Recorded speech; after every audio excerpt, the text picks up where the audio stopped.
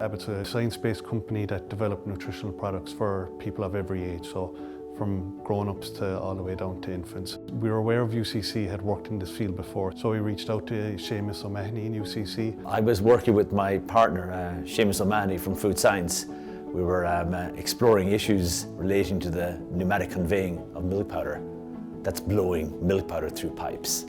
The project aim was to design a pilot-scale pneumatic conveyor rig. It involved a collaboration between myself, working in food science, understanding quite a lot about powder physical properties, and working then with Kevin Cronin on the process and chemical engineering. So we had an experimental facility that we could blow powder through these pipelines. So they wanted to use our rig to see what results it would give. Ireland exports 15% of the global infant formula.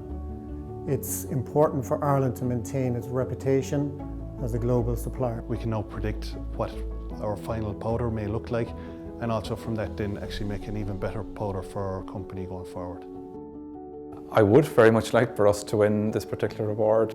The key benefits really would be to raise awareness of the possibilities that are there for Irish research performing organisations to work collaboratively with industry in identifying solutions and evaluating and deploying those solutions.